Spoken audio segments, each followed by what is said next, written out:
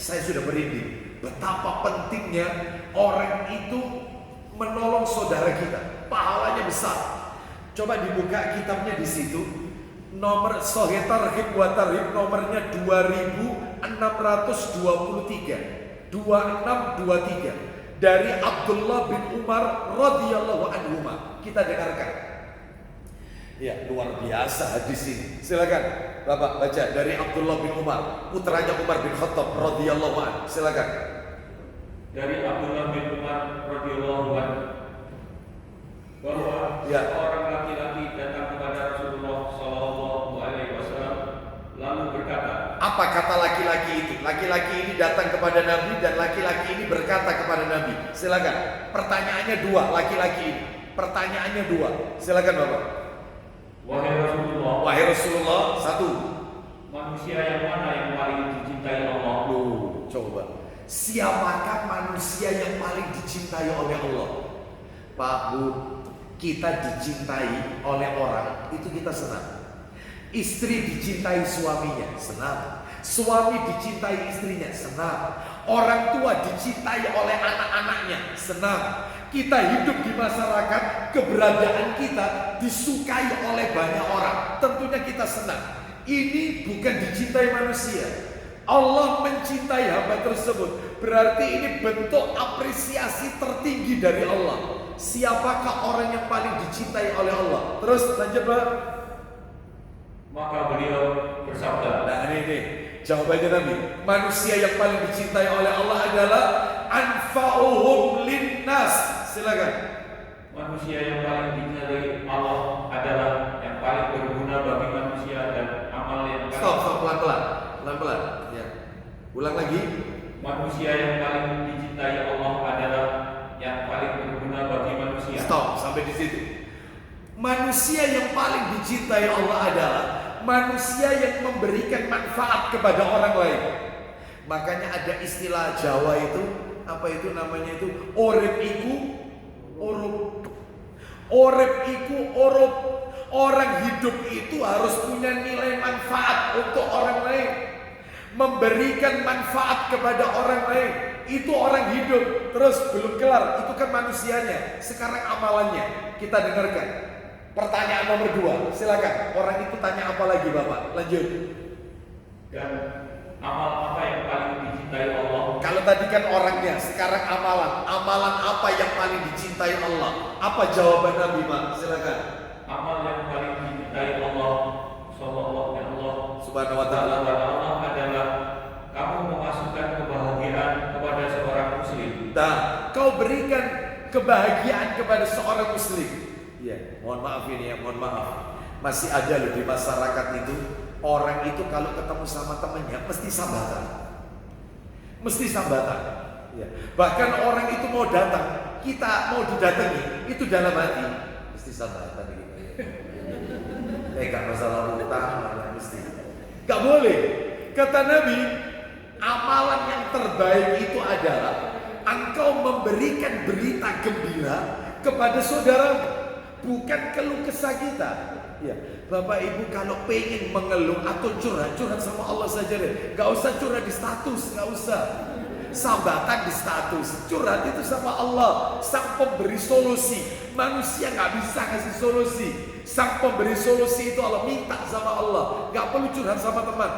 Ya, akibatnya aib kita diumbar oleh orang lain. Nah, terus lanjut, teruskan. Belum poinnya ini, belum poinnya. Silakan. Menghilangkan kesulitannya. Nah, kau hilangkan kesulitan, kau tolong kesulitannya. Terus selain itu, melunasi hutangnya. Melunasi hutangnya. Ya, ada gara-gara yang seperti ini. Lunasi hutangnya. Terus kemudian selain itu, atau menghilangkan rasa laparnya. Kau hilangkan rasa laparnya. Lah ini yang paling penting ini berikutnya. Silakan. Sungguh aku berjalan bersama seorang saudara untuk menunaikan satu kebutuhan itu. Stop. Sampai di sini dulu. Nanti sebentar lagi dilanjutkan. Sungguh kata Nabi, aku menunaikan hajat saudaraku. Aku memenuhi kebutuhan seorang muslim. Itu lebih aku sukai ketimbang daripada aku beriktikaf di dalam masjid ini, yaitu Masjid Madinah Selama selama 1 bulan. Masya Allah, aku menolong seorang muslim, aku memenuhi kebutuhan seorang muslim, itu lebih aku sukai ketimbang aku iktikaf di Masjid Nabawi 1 bulan. Loh, Masjid Nabawi loh ini, bukan masjid yang ada di negeri kita. Bukan, ini Masjid Nabawi yang pahalanya luar biasa. Itu kata Nabi, aku lebih suka menolong saudaraku ketimbang aku iktikaf di Masjid Nabawi 1 bulan. Berarti kalau begitu Bapak Ibu, yang namanya hablum minanas ini penting. Amalan yang sangat luar biasa. Lah salah satunya tolong menolong. Ya, saudara kita berikan pertolongan. Itu nomor 1. Yang kedua, tips menjaga hablum minanas, jangan suka iri dengan orang. Jangan suka iri, hasad, dengki, jangan. Dan biasanya orang itu kalau iri sesama selevel biasanya. Ya, pedagang itu kalau iri sesama pedagang biasanya. Dan ustadz kalau iri biasanya sesama ustadz. Ya, gak boleh ustadz iri. Ini ada ustadz kibar, ustadz terkenal datang ke Jawa Timur yang kalau dia ngisi pengajian, sampai parkir nggak muat. Banyak ribuan orang. Ustadz-ustadz yang ada di bawahnya ngapain iri? Mestinya kita bersyukur. Alhamdulillah, dengan hadirnya beliau datang ke Jawa Timur, sampai masjid penuh, parkir nggak cukup, meraup ribuan jamaah. Berarti tugas kami yang di bawah semakin ringan. Semakin ringan mestinya, karena sudah terwakilkan. Belum tentu kita dakwah sampai mencakup sekian banyak orang. Dengan hadirnya beliau, ringan tugas kita. Mestinya legowo, jangan iri. Oh, posisi diceramah, wis ngono tok ceramah paling ya. Do YouTube yo tema yo iku ae. Iri Anda. Yang legowo, nanti ada yaitu dekat sama pimpinan, ya, sama dekan. Ya, iri Anda. Ya. Saya ini sudah 10 tahun saya ini di sini. Ya. Dia itu baru 3 tahun. Iki pasti ono apa-apa. Nggak usah iri. Ya. Bapak Ibu tahu, panjenengan tahu dosa pertama kali di langit. Dosa pertama kali di langit bukan sombong, tapi iri. Memang betul, iblis kan tidak mau sujud kepada Nabi Adam alaihissalam. Sujud penghormatan. Yang sujud kan malaikat, bukan sujud penghambaan, penghormatan. Iblis kan dia tidak mau sujud. Itu awalnya dia iri. Kenapa yang sujud malaikat? Ya, mestinya malaikat itu sujud kepada dia. Lalu dia ujub, sombong. Aku lebih baik daripada Adam. Kan gitu. Jadi awalnya iri. Dosa pertama kali yang muncul di langit.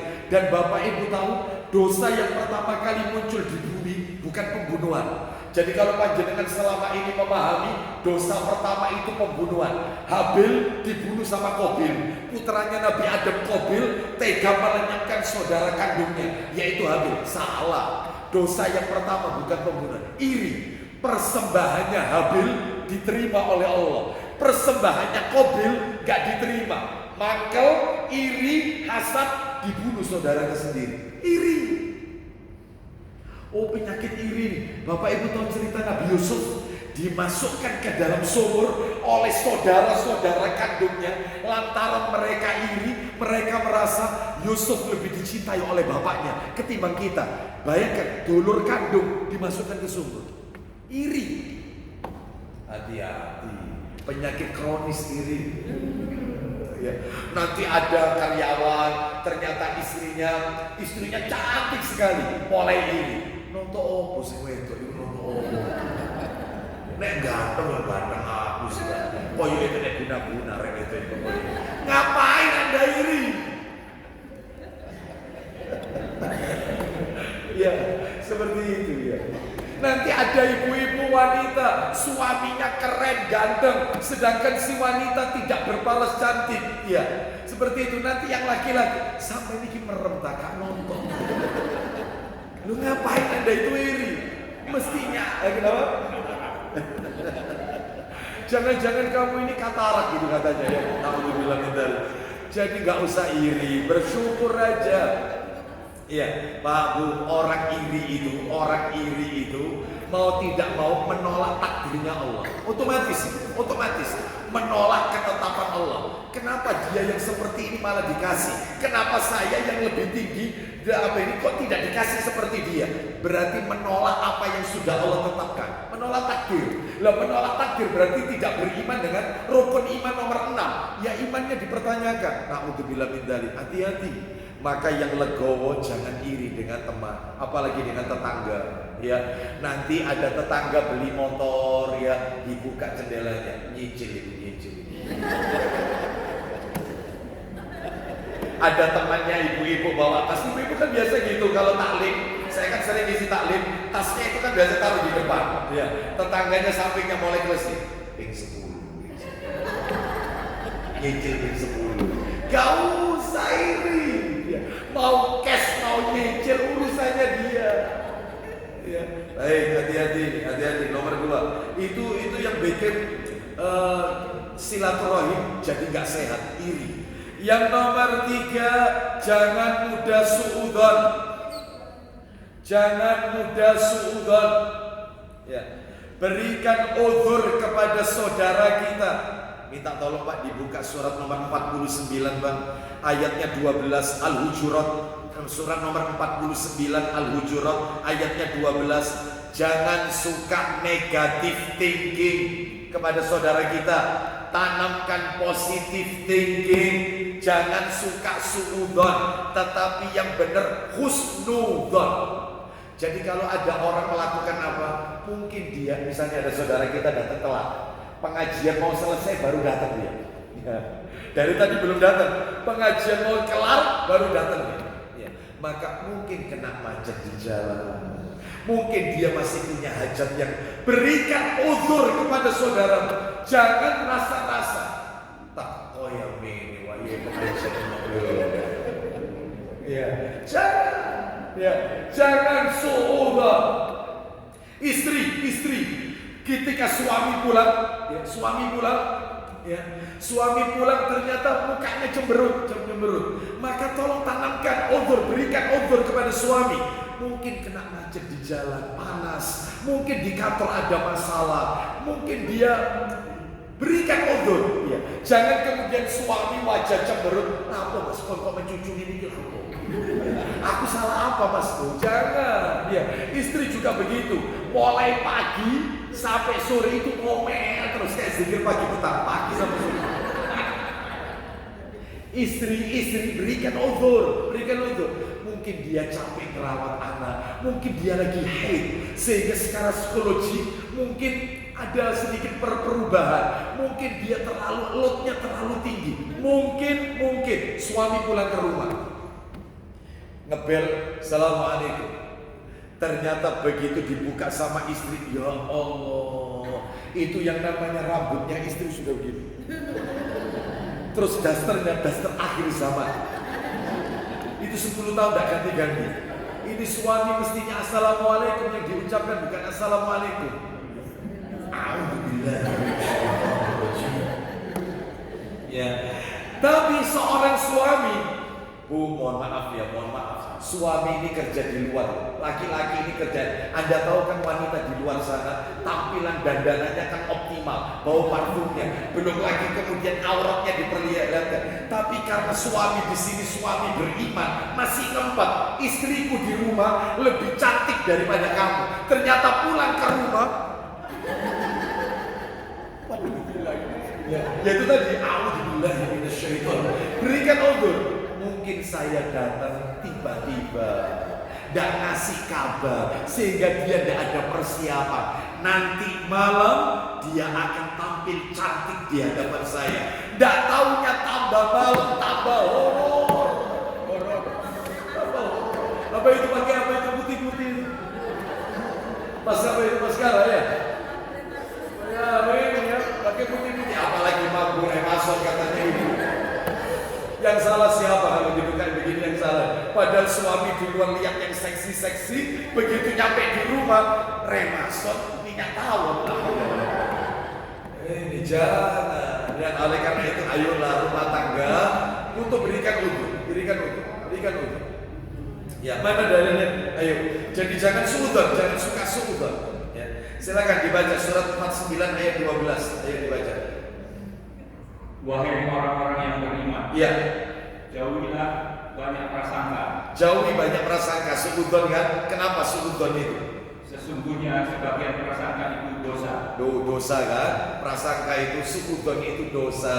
Baik, kita lanjutkan. Sekarang yang nomor 4. Nah, ini. Yang nomor 4 ini Bapak Ibu, mudah memaafkan. Maafkan. Maafkan saudara-saudara kita. Maafkan. Kalau kita disakiti orang, maafkan. Bisa kira-kira? Gini. Sebelum jawab bisa gini. Bapak Ibu kalau disakiti orang, Anda boleh memilih salah satu dari 3 opsi. Anda boleh pilih. Tiga-tiganya ada dalil. Siap nanti Bapak ya, dibantu. Tiga-tiganya ada dalil. Jadi kalau kita disakiti orang, didolimi orang, sikap Anda cuma 3 pilihan. Cuma 3. Apa itu? Pilihan pertama. Berarti pilihan pertama ini boleh. Boleh. Dan ada dalil. Apa pilihan pertama? Balas keburukan orang itu kepada kita dengan keburukan yang sama. Kamu nyakiti aku, maka kamu harus tak sakiti. Kamu bikin nama baikku tercoreng, kau merusak rumah tanggaku, maka rumah tanggamu tak rusak. Lo balas, itu boleh. Tapi Anda gak dapat apa-apa, cuma puas. Wis ya, rasaan wis kok kan? Wis ya, aku yo ngono piye. Anda cuma puas, gak dapat apa-apa. Ada dalilnya ini, Ustaz. Ada. Coba dibuka surat nomor 16 An-Nahl ayat 126. Surat nomor 16 An-Nahl ayat 126. Balas keburukannya dengan keburukan yang sama. Dibalas. Tapi Anda gak dapat apa-apa Bapak Ibu. Cuma rasa puas saja. Puas, hawa nafsu, puas saja. Silakan, ayo dibaca terjemah surat nomor 16 ayat 126. An-Nahl 126. Ayo. Jika kamu membalas, balaslah dengan balasan yang sama. Balaslah. Terus lanjut. Stop sampai situ aja. Kalau kalian mau membalas, maka balaslah dengan balasan yang sama. Boleh. Opsi kedua, ini agak mendingan daripada nomor 1, tapi nggak keren. Meskipun mendingan. Apa yang kedua? Jangan dibalas di dunia, tapi dituntut di akhirat. Gak apa-apa kamu nyakiti hati, Allah gak tidur, tak tuntut kamu nanti di akhirat. Seorang istri didolimi sama suaminya, gak apa-apa mas, kamu mendolimi aku, gak apa-apa mas, Allah gak turun mas, Allah gak tidur. Nanti di akhirat tak tuntut aku, gak ridho, tak tuntut kamu di akhirat. Ada yang kayak gini, boleh Ustaz yang kayak gini, boleh. Ada dalil, ada. Hadisnya apa? Riwayat Bukhari dalam kitab Sahih Bukhari. Saya bacakan, nomor asli ini soalnya. Bapak sudah download yang ensiklopedia belum? Baik, apa? Saya bacakan aja.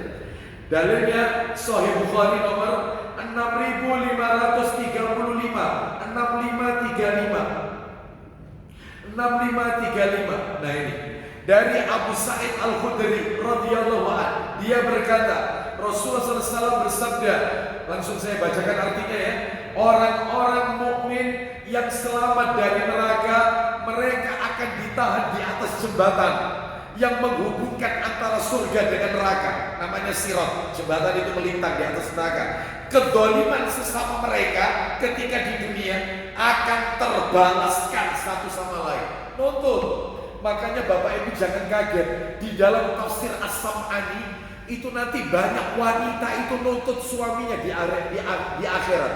Wanita ini berkata, wahai Allah, suamiku ini memenuhi kebutuhanku, perhiasanku dan perutku memenuhi, tetapi dia tidak pernah mengajarkan aku bagaimana cara sholat yang benar. Dia tidak pernah mengajariku tentang bagaimana baca Al-Quran yang benar.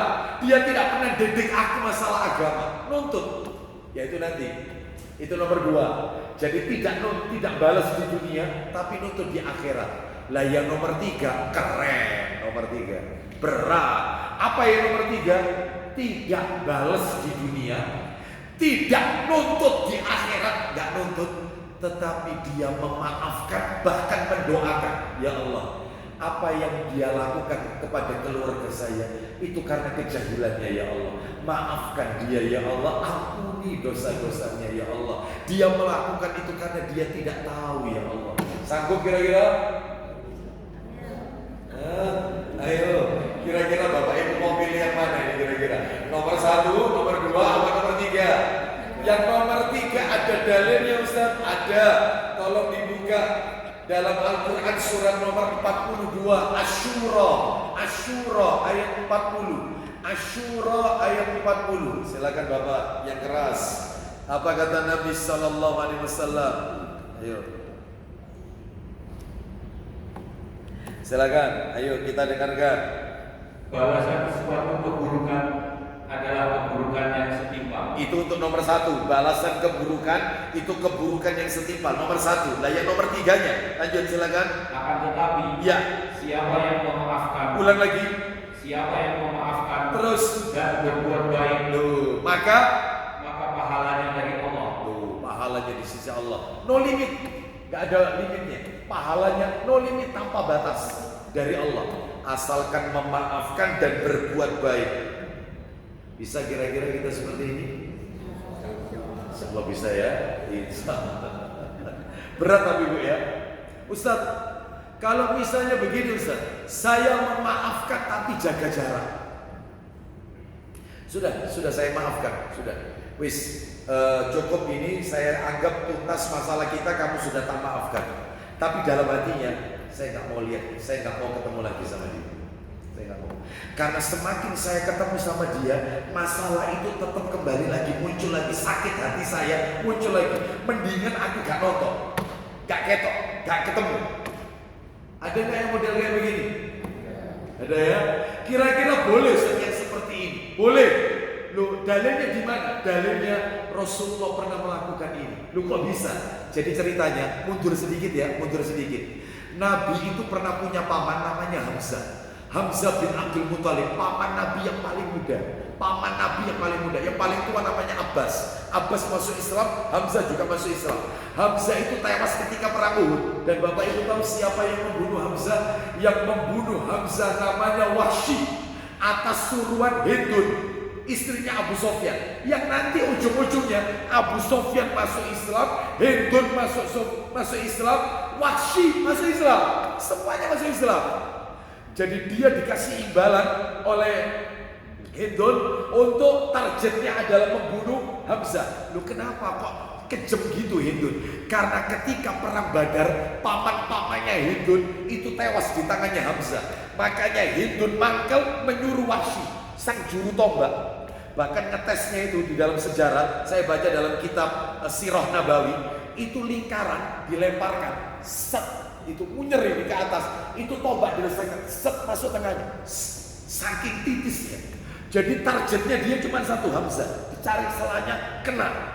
Begitu meninggal, wafat, maka dibelah oleh Hindun, jantungnya dimakan oleh Hindun. Dan seluruh sahabat Nabi yang tewas itu dimutilasi. Makanya wanita itu Pak, kalau sudah kejem Pak, ya, jadi perang Uhud itu laki-laki semua dimutilasi sama perempuan. Itu ceritanya begitu. Jadi bukan hanya sekedar dibunuh, dimutilasi sahabat Nabi dan wanita semua yang melakukan. Saking gak terimanya perang Badar mereka kalah. Kan perang Uhud itu setahun setelah perang Badar. Baik, saya lanjutkan. Dan ternyata qadarullah, Wahsy masuk Islam. Lalu dia datang kepada Nabi, wahai Rasulullah, aku yang telah membunuh paman. Diam Nabi. Coba lihat tangannya. Tangannya Wahsy dipegang oleh Nabi, dilihat. Iya, kau yang membunuh paman. Mulai sekarang Wahsy, kau jangan dekat dengan aku. Karena semakin kau memperlihatkan wajahmu dengan aku teringat dengan pamanku. Nabi saking cintanya sama pamannya. Makanya dalam sejarah Wahsy itu kalau nuntut ilmu taklim, tidak berani di depan. Di belakang itu pun sembunyi-sembunyi. Sampai kayak gitu nasibnya Wahsy. Tapi masuk Islam. Dan sahabat Nabi termasuk loh, ketemu sama Nabi dan beriman dengan apa yang Nabi ajarkan.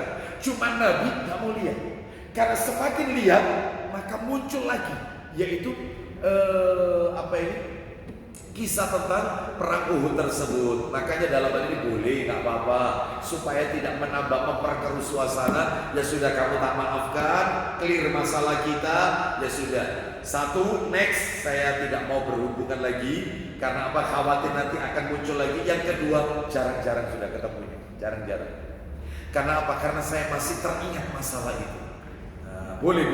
Yang seperti ini diperbolehkan oleh para ulama. Wallahu a'lam bishawab. Ya, kita lanjutkan.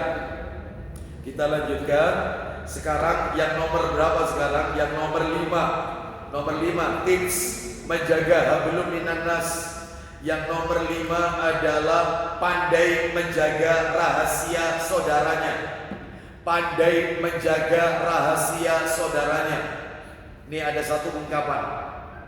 Ya, saya ketika persis Idul Fitri nulis status saya taruh di status itu hadis Nabi riwayat Abu Dawud. Begini bunyinya, begini. Saya buat status itu. Jadi begini bunyinya.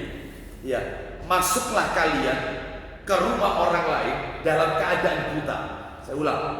Masuklah kalian ke rumah orang lain. Kalau kita bertamu, jadilah kalian orang yang buta. Dan ketika kalian keluar dari rumah orang itu, jadilah orang yang bisu. Ketika masuk jadi orang tunanetra, ketika keluar jadi orang tunawicara. Maksudnya gimana? Masuklah kalian ke rumah orang lain dalam keadaan buta. Jangan suka mencari-cari perihalnya orang. Kamu punya apa? Ada loh tetangga itu kalau bertamu ke rumah kita seperti rumahnya sendiri. Itu kulkas dibukain. Kon duwe opo, masak opo. Seterusnya. Tak boleh kayak gini, tak boleh. Terus kalau keluar rumahnya dari rumah orang itu, jadilah orang yang bisu. Ketika ada orang lain tanya, kamu pernah masuk ke rumahnya orang itu? Kamu pernah tahu keluarganya? Wallah, bisu. Padahal dia tahu. Aib, tutup. Kita tidak, kita sudah ngomong. Ya aman. Iya. Ternyata betul bocor juga. Aku jadi ngomong. Ya terus, ya ini yang namanya tidak pandai menjaga rahasia saudaranya. Diam. Ya, karena bukan perihal kita. Makanya Bapak Ibu jangan pernah sering-sering melihat layar kaca kita tentang selebriti kita. Apa itu? Infotainment. Ya, perihal ini cerai, yang ini baru kawin 3 bulan cerai. Terus kita lihat itu aibnya orang, sama dengan kita menghibah. Betul. Gak perlu kita mendengarkan aibnya orang seperti ini. Silakan Anda mungkin buka layar kaca untuk mengetahui berita bagaimana kondisi Indonesia. Tapi kalau masalah rumah tangga orang, aibnya tutup. Ya, baik, kita lanjutkan. Jadi pandai menjaga rahasia saudaranya. Ya. Terakhir penutup, saya tutup materi kita pada siang hari ini. Jaga lisan. Jaga lisan kita hendaknya dijaga. Mana dalilnya? Minta tolong Pak Sahih Targhib wa Tarhib jilid 5 tetap nomornya 2642 dari Abu Hurairah radhiyallahu anhu. Silakan 2642. Silakan. Dari Abu Hurairah radhiyallahu anhu.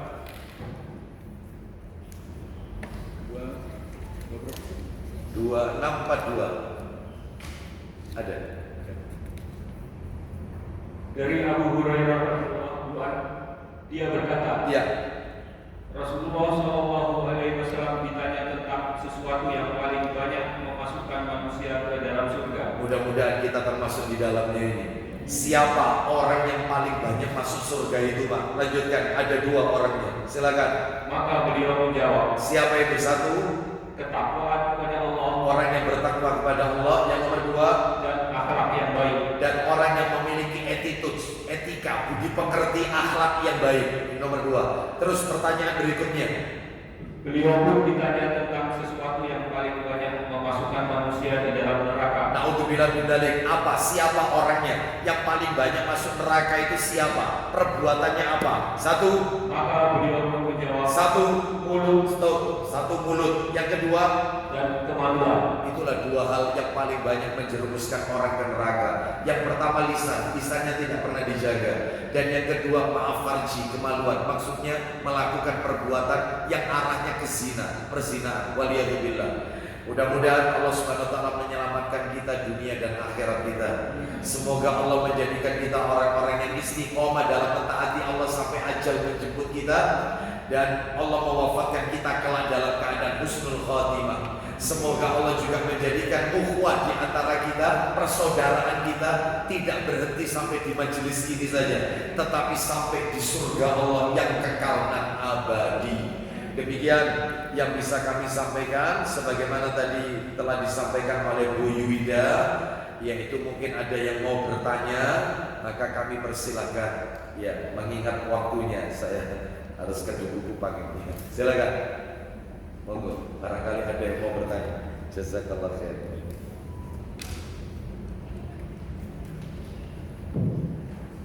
Jelas semua kan ya? Jelas semua, insyaallah, alhamdulillah. Ya, berarti kalau begitu saya tutup dengan kafaratul majelis. Semoga menjadi ada. Silakan Ibu, silakan. Bagaimana Ustaz kalau kita mengetahui seseorang itu telah melakukan istilahnya menyakiti hati kita itu, tapi yang bersangkutan setelah menikah, apa yang harus kita lakukan ya? Artinya setelah kita tahu ya kita tersakiti tapi kita memaafkan. Apakah dengan mengucap berdoa memohonkan Allah, kita menyampaikan bahwa kita sudah memaafkan kesalahannya dan mendoakan almarhum, itu sudah cukup bisa memaafkan yang tinggal gitu. Nah, barakallahu fiki. Bagaimana kedudukannya orang yang pernah menyakiti kita, ternyata orang itu wafat dan kita memaafkan dia, kita maafkan kesalahannya. Apakah nanti di hari kiamat itu tetap nanti akan dituntut? Iya, akan dituntut. Semua yaumul hisab pasti dituntut. Tetapi kalau kita sudah ridho, maka di hari kiamat dia akan selamat. Apakah cukup kita doakan? Ya boleh kita doakan. Ya Allah, ampuni dosa-dosanya. Aku telah ridho, aku telah memaafkannya, dan dia melakukan hal tersebut karena kejahilannya. Maafkan, ampuni dosa-dosanya. Maka apakah doa kita sampai? Apakah kalau sudah kita ridho seperti itu, nanti di hari kiamat dia selamat dari adabnya Allah? Selamat. Tapi tetap bisa. Tetap semua manusia akan dihisab, tapi nanti dia akan selamat karena kita sudah memaafkan. Sekarang dibalik. Bagaimana kalau misalnya yaitu kita disakiti, misalnya kita menyakiti orang, ternyata kita belum minta maaf, orang itu terlanjur sudah wafat. Kita balik sekarang. Maka caranya adalah kalau itu misalnya bentuk menyakitinya berupa harta, kita pernah mengambil hartanya orang itu, maka harus kita kembalikan kepada ahli warisnya, keluarganya. Ternyata keluarganya tidak ada, sulit dihubungi, maka tidak ada satupun keluarganya. Maka caranya harta itu kita sodakohkan di jalan Allah dengan kita niatkan kepada orang yang telah wafat, yang kita sakiti tersebut. Itu kalau masalah harta. Tapi kalau ini bukan masalah harta, tetapi kehormatan, masalah nama baik.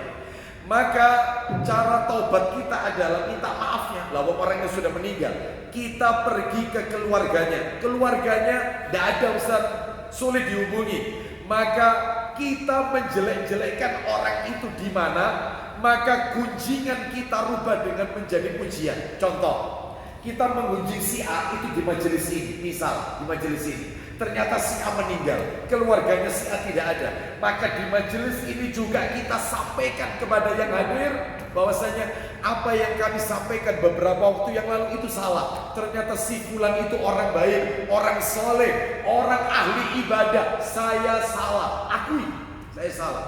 Nah, di mana kita menghibah, kita sampaikan kunjingan, dibayar, dibalas ujian. Itu cara tobat. Wallahu a'lam bishawab. Nah, ya begitu Bu ya. Ada lagi yang lain?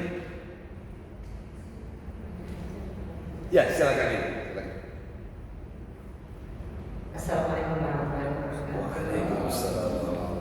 Ustaz, kita sering mendengarkan orang itu sudah memaafkan. Saya memaafkan, tetapi sulit untuk melupakan.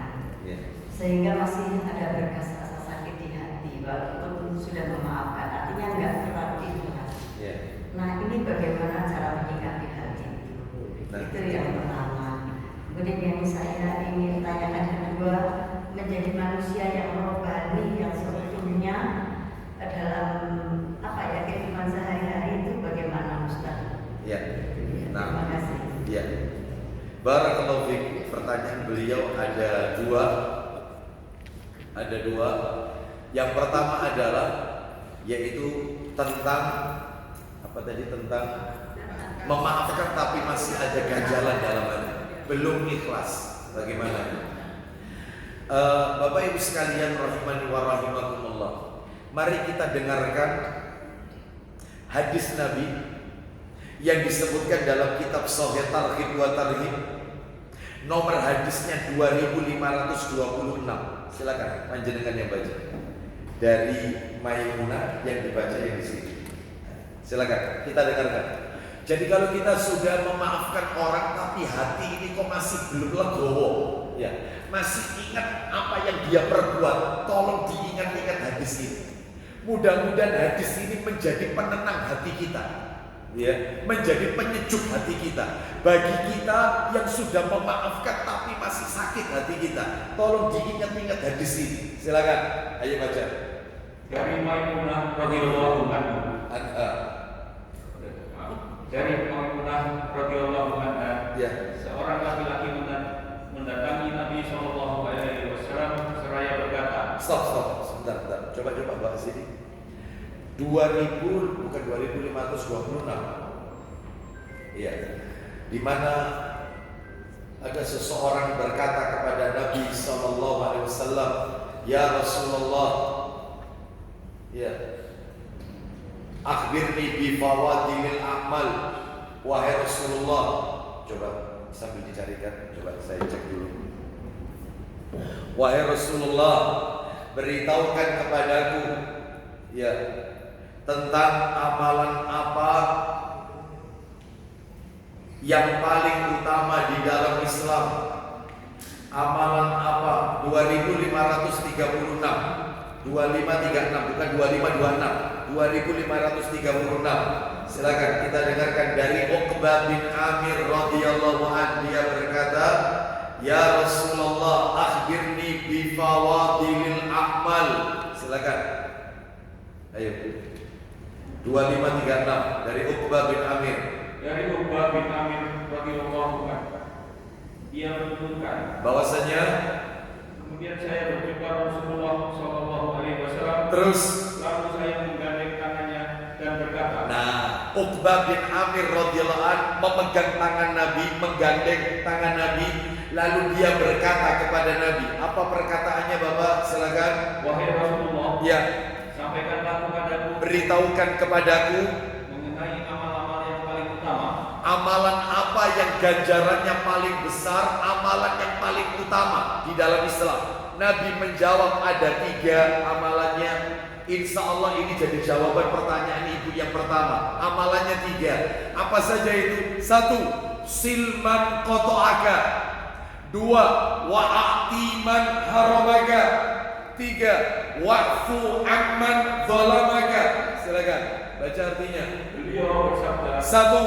"Wahai Uqbah, Ya, jalinlah hubungan dengan orang yang memutus hubungan denganmu." loh itu silaturahimlah dengan orang yang suka memutus hubungan dengan kita. Jadi Bapak Ibu tolong, silaturahim itu makna silaturahim itu bukan membalas kebaikan orang kepada kita dengan kebaikan, bukan, tetapi membalas keburukan orang kepada kita dengan kebaikan. Itu hakikat silaturahim. Laisal wasilu bil mukafi, walakin huwa alladhi idza quti'at rahimuhu wasalah. Hakikat silaturahim kata Nabi bukan orang yang membalas kebaikan orang kepada kita dengan kebaikan. Anda baik kepada saya baik kepada Anda. Itu bukan silaturahmi, bukan. Tetapi jika saya jahat kepada Anda, saya membenci Anda, tetapi Anda tetap berbuat baik kepada saya, itulah yang namanya silaturahim. Ibarat orang main bola, sepak bola, kesebelasan sudah ditunggu sampai jam 2 dini hari, ya, ternyata skor akhir 0-0. Saya yakin penonton kecewa. Yang diinginkan penonton ada salah satu kesebelasan yang unggul. 10, 20, atau 21. Orang hidup juga begitu. Kalau Anda baik, saya baik, impas. Tetapi kalau saya jahat kepada Anda tetap baik kepada saya. Itulah yang namanya added value, nilai tambah di sisi Allah. Nah, itu silaturahmi. Jadi jangan cari teman, cari musuh. Mencari musuh untuk kita tetap aja kebaikan. Bersilaturahimlah dengan orang yang suka putus. Anda punya keluarga, Anda masukkan grup keluarga, dia left. Anda telepon, nomor kita diblokir. Kita datang ke rumahnya, pintu rumahnya tetap ditutup. Ketemu di jalan, pura-pura tidak lihat kita, tetap jalin. Itu silaturahim. Sanggup? Itu silaturahim. Amalannya paling besar ganjarannya. Nomor 2, Bapak, lanjut. Berilah orang yang tidak memberimu. Berikan hartamu kepada orang yang pelit dengan dirimu. Anda hari raya Idul Fitri, ternyata di negeri kita ada budaya sepekan setelah Idul Fitri mereka rame-rame buat ketupat. Ada tetangga kita buat ketupat, 1 RT dikasih ketupat. Rumah kita tok yang dilewati. Iya, yang nganterkan pembantunya. Kita tegur pembantunya, Mbak, sini Mbak. Apa Mbak yang ditutup pakai talam, ditutup pakai kain itu apa? Oh, ketupat. Loh, siapa yang buat? Ibu yang buat. Loh, untuk siapa Mbak? Ya untuk semua warga. Loh, saya tidak dikasih. Terus si ibu boten. Oh ya sudah. Berarti dia pelitkan dengan kita. Berarti dia ada masalah dengan kita.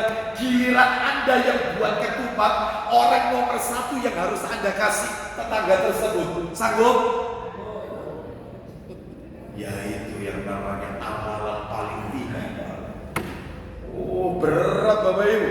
Ya berat, belum minat ke sini. Berat. Terus yang ketiga, belakangnya dibaca baliknya. Ya, yang ketiga lah itu wa'fu amman dzalamaka, maafkan, silakan.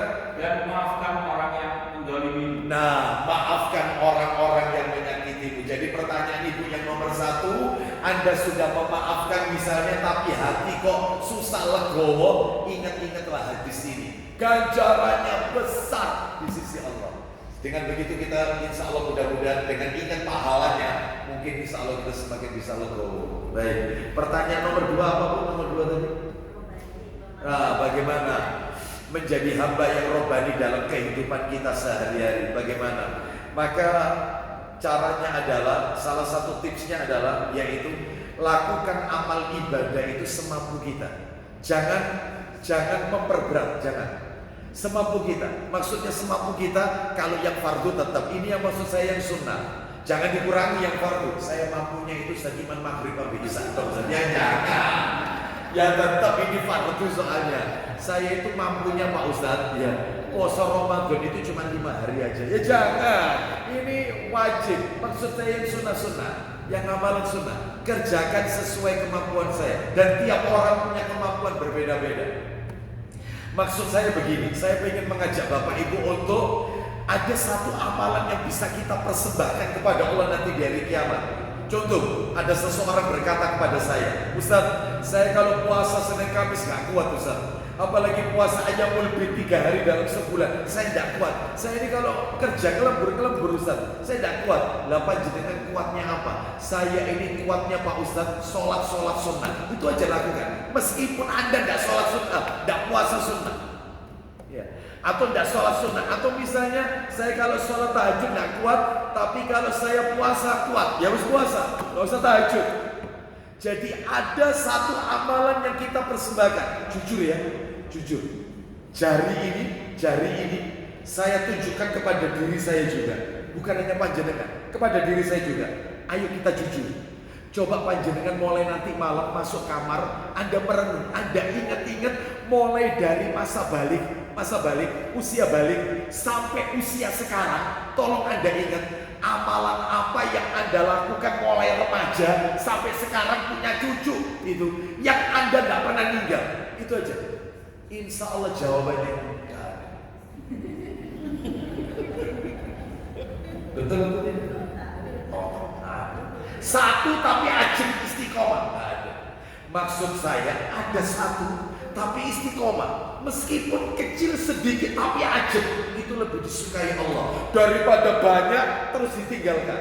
Makanya kalau kepingin istiqomah robani, menjadi hamba yang robani dalam kehidupan, pilihlah amalan yang sesuai dengan kemampuan kita. Contoh, istri Nabi Ummu Habibah. Ibu Ummu Habibah, nama aslinya Romlah. Istri Nabi Ummu Habibah, nama aslinya Romlah radhiyallahu anha. Beliau punya satu amalan sampai mati itu dilakukan sampai ajalnya. Apa itu?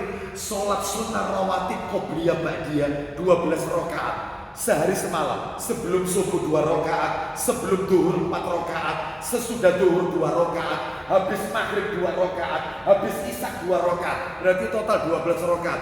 Gara-gara kepencut sama omongannya Nabi, orang yang sholat sehari semalam 12 rakaat dibangunkan rumah di surga. Makanya Ummu Habibah tidak pernah tinggal. Yang lain ditinggal, ini tak pernah ditinggal. Itu maksud saya. Satu, tapi terus. Ini ya Allah yang bisa aku persembahkan ya Allah. Istiqomah. Daripada banyak ya ini, ya ini, ya ini. Setelah itu ditinggalkan. Bosan, jenuh, ditinggalkan. Jangan. Saya kalau tiap hari mandi juz gak mampu Ustaz. Saya mampunya tiap hari itu 50 ayat. Gak apa-apa. Meskipun dah hatam-hatam, gak apa-apa. Yang penting tiap hari istiqomah. Tiap hari 50 ayat, 50 ayat. Semampunya. Bisa dipahami ya kira-kira ya. Nah, mudah-mudahan Allah memberikan kemudahan kepada kita semuanya untuk bisa istiqomah dalam beribadah kepada Allah Azza wa Jalla. Demikian yang bisa kami sampaikan karena waktunya. Mohon maaf apabila ada hal yang tidak berkenan dari hati yang paling dalam. Sebelum kami tutup dengan doa kafaratul majelis, saya menyampaikan taqabbalallahu minna wa minkum minal aidin wal faidin. Mohon maaf apabila ada lisan perbuatan yang tidak menyejukkan hati Bapak Ibu sekalian. Kebenaran hanya milik Allah, kesalahan datangnya dari syaitan. Mudah-mudahan dibukakan pintu maaf dan akhirnya kita tutup dengan kafaratul majelis. Wassallallahu ala nabiyyina wa ala alihi washabbihi wasallam. Subhanakallahumma wa bihamdika asyhadu an la ilaha illa anta astaghfiruka wa atubu ilaik wa akhiru da'wana alhamdulillahi rabbil alamin. Assalamualaikum warahmatullahi